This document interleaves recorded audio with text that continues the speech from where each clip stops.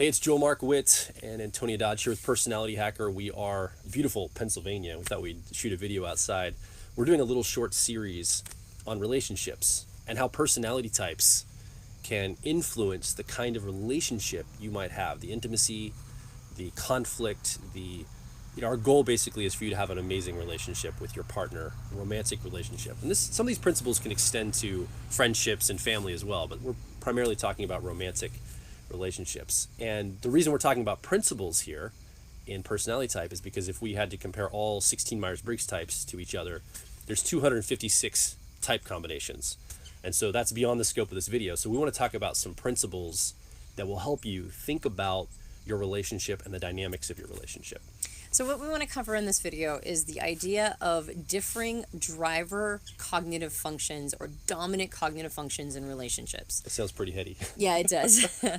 So we're not going to cover what cognitive functions are in this particular video. So if you're unfamiliar with cognitive functions, please feel free to go to personalityhacker.com and in the search engine look for the CAR model.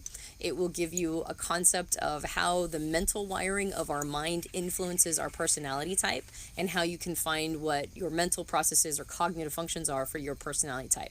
But for those of you who are familiar with cognitive functions already, we're going to talk about leading with either a perceiving or a judging cognitive function. That is, leading with a cognitive function that either perceives or takes information in, or a cognitive function that judges or evaluates the criteria of information in order to make a decision. And all of us lead with one or the other. For those of us who have a dominant, or what we call a driver function in the CAR model that is perceiving, we would use either extroverted intuition, introverted intuition, extroverted sensing, or introverted sensing. And we've called these extroverted intuition exploration, introverted intuition perspectives, extroverted sensing is sensation, and introverted sensing is memory. So these are people who lead with a function that primarily wants to understand information before it makes a decision, or is most comfortable gathering large amounts of information, even if it's just in the moment sensory information.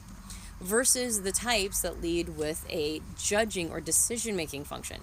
So those people who lead with introverted feeling, or what we call authenticity at PH, extroverted feeling or harmony, introverted thinking or accuracy, extroverted thinking or effectiveness. So all the personality types that lead with one of those four are leading with a judging cognitive function primarily. Now, our driver or dominant function is basically how we define ourselves more than just about anything else in the Myers-Briggs system, meaning that we don't know it, but our driver function is how we kind of see ourselves. It's our flow state. We're sort of a fish in water. If people ask us to describe ourselves, we often unconsciously spend about 80% of the time describing that driver or dominant function. It's so much a part of who we are. So if you are leading with a certain dominant or driver function and your spouse or pair bond partner is leading with something that's very different, this is the source of a lot of conflict. But it can also be the source of a lot of gratitude and appreciation for the other person covering something that might be a bit of a blind spot for you. Now, we're going to primarily talk about people who are in a relationship with another person, that one person leads with a perceiving or information gathering function, and the other one leads with a judging or an evaluative decision-making function. What happens in these kinds of relationships is that there can be a lot of conflict around one person seemingly needing to take in a lot more information than the other person, and that can sometimes be perceived as being wishy-washy. It can sometimes be perceived as never being ready. It can be perceived as needing too much stimulation or too much stimuli. And so the person who's leading with the judging or decision-making function can project ill intent onto the person who's leading with the perceiving or information gathering function, thinking that they're kicking the can of decision-making too far down the road because they want to be non-committal. Now, on the other side of the coin, the person leading with the judging function can be perceived by their partner as somebody who's too decisive or too rigid, that jumps to conclusions too quickly, or is trying to take control of the situation or be controlling. And on both sides, this is a projection of ill intent that the other person usually is not intending at all. But in the relationship, when this dynamic happens so many times throughout the day, over and over and over again, and each person in the relationship, each partner doesn't really understand where the other person is coming from fully, then this is where the stories and narratives begin about what the other person is attempting to do in the relationship. Yeah, and if somebody's leading with the perceiving process or function, cognitive function, often they're, if you're somebody that leads with the decision making, you're like, my partner has this and it's driving me crazy. They take forever to make a decision. Well, just know that I think the intent is usually good. It's usually to make the best decision. The thought is, the ideal is, if I just get more information, I'll make the best decision. There might be some idealism there, and they really want to make a good decision. And sometimes it's not just like even needing it, it's just desiring input for input's sake, just learning and growing and just taking as much in as possible. And delaying those decisions allows more and more learning to happen. So often just giving you a perspective to say, okay, that person's not maddening. They really enjoy learning more and more and keeping an open frame, not making a decision to cut things off at the pass. And then often, if they are intentionally leaving the decision for later, it's usually to gather more information to make the best decision possible, or a better decision they could have made early on. Not to say that they may need to speed up the process. I know I struggle with that in my life. I'm a perceiving primary. I drive with a perceiving process, and I've had to work really hard to make decisions more in a timeline that's timely, so we can keep moving on with life. And that can be grown, that can be moved forward in. Go ahead. Oh, I'm sorry, I don't mean to cut you No, off. please. Okay. Well, and I was going to say that the two times that this looks a little almost counter to what we're talking about is when you're dealing with the perceiver types. People who lead with an extroverted perceiving function, or the EPs, they lead with either extroverted intuition or exploration, or extroverted sensing or sensation. Yeah. They can seem like they're making decisions too quickly because they appear impulsive. But oftentimes they're not making important decisions quickly. They're just simply getting into action because they hope that by getting into action, the solution will become clear. Yeah. And so for other types, sometimes it can look like they're making decisions very quickly, but not the important ones.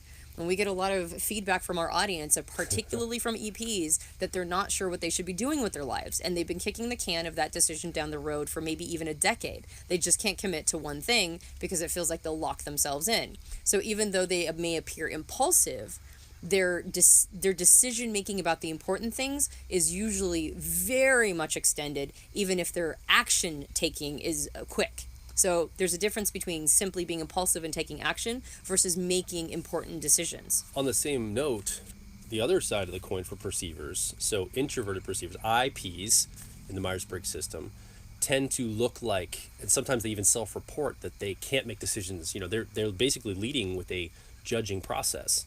And they might report, well, I don't really make quick decisions. I can't make decisions fast. I have to input a lot. I don't really know what decisions to make.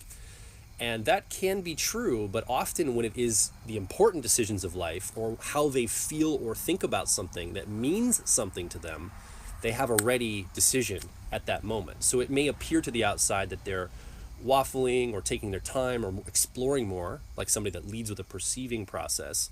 But often what's happening there is it's things that don't really matter that much, but things that matter, that they know how they feel or think about something, they can be often very decisive and almost, when that decision's made, almost unbending from it because it's part of their identity at that point, something that really resonates or makes sense to them. Yeah, well, and that's the challenge that the partners sometimes have, is that even if the decision came slowly for the IP that's leading with either introverted feeling or authenticity, or introverted thinking or accuracy, even if it took them a while to get to that conclusion, once they're there, there's a sense of rigidity that their partners can sometimes not talk them out of because it's become so interlaced with their identity. And so even if their decision making is a little slower, they're still focused on it on a regular basis. Yeah. And once it's locked in, it's almost impossible to get them to change course. And so their partner that's leading with a perceiving process will still experience the same rigidity of anybody who's leading with a judging function, even if it took them a while to get there. So again, it's not even so much a matter of whether or not the intent of the other person is accurate. It's whether or not their partner or spouse or mate is experiencing them in a certain way that allows them to create a story or a narrative that the other person has bad intent. Meaning that if you're in a relationship with an IP and they have locked in their rigidity of identity, the one who's leading with the perceiving process might think that their spouse is unreasonable, is unable to be moved from their decision making, versus somebody who leads with a perceiving function. The person who leads with a judging function might believe that the person leading with the perceiving function is actually intentionally not making decisions that are important, and maybe the entire house is waiting on those decisions in order to move forward, and has put everybody in sort of the stasis. And so that's a big challenge, is having two different styles of driver or dominant functions. Yeah. Now, once again, the prescription, that's the diagnostic, but the prescription is almost always gratitude and appreciation for what the other person is bringing, because this is oftentimes why we start what I think Kiersey called in his book Please Understand Me the Pygmalion Project, which is that we get into a relationship with somebody having admired their differences from us, but then immediately begin chipping away at them, hoping that we can create them into our ideal partner. But all the things that we love about our partner come part and parcel with the things that madden us or frustrate us. So having a good sense of appreciation for the good and positive things that are coming along with leading with two different styles of driver function is crucial to be able to get to the next phase, which is helping each other become more seasoned partners. That is to say, anybody who leads with the perceiving function needs to be developing that auxiliary or co-pilot function that is judging. So they will make decisions quicker. They will make important decisions faster. They will know themselves and become more decisive over time. Versus the partner that's leading with a judging function also needs to be developing their auxiliary or co-pilot function, which will be the perceiving function. And that means that they get encouraged to take in more outer world feedback, more evaluating internally, or sort of figuring out what they actually think about something before making snap decisions. So what's slowing them down a little bit, right? Exactly, in particular with the EJs. And so what happens in these kinds of relationships is, even though we might get frustrated with each other, we're actually helping the other person find a part of themselves that is crucial for self-development and personal development.